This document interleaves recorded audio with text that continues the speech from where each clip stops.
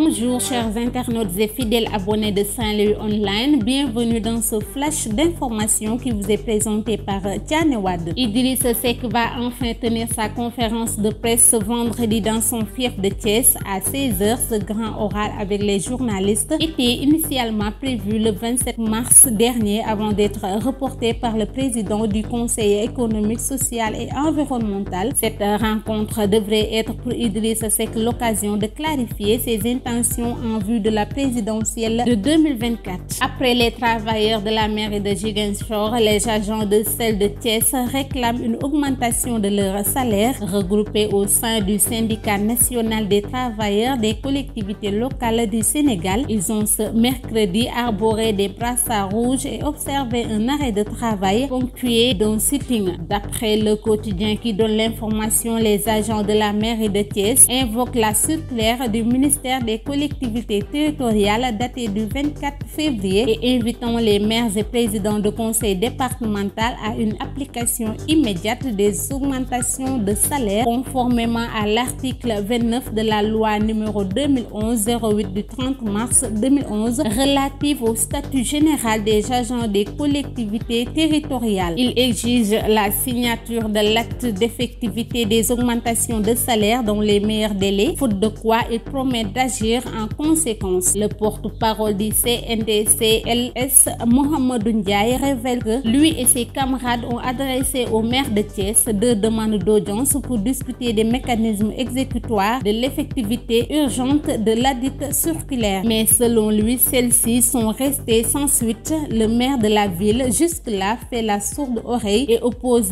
des procédures dilatoires, regrette le responsable syndical. Le quotidien informe que Dr Babacar Diop a promis de rencontrer les travailleurs de sa mairie mardi 18 avril. Nous terminons avec l'inspection d'académie de Saint-Louis qui a symboliquement reçu un lot de 494 368 uniformes réalisés par la Chambre des métiers dans le cadre du programme d'harmonisation des tenues scolaires dans les écoles publiques. Fatoumata Mokhtar Fall Faye, adjoint au gouverneur chargé des affaires administratives, a exprimé un sentiment de satisfaction pour le respect des délais de livraison de la commande et la qualité des tenues attribuées en raison de 2 par élève durant l'année. Elle a rappelé que ces tenues font partie d'un programme lancé en 2021 par le président Macky Sall pour aider les artisans après la pandémie de Covid-19. Ainsi, chaque élève disposera de 2 tenues, un uniforme de couleur verte renvoyant à l'agriculture pour les garçons et un couleur de bleu pour les filles renvoyant à la mer, a dit Madame Faye, insistant sur la symbolique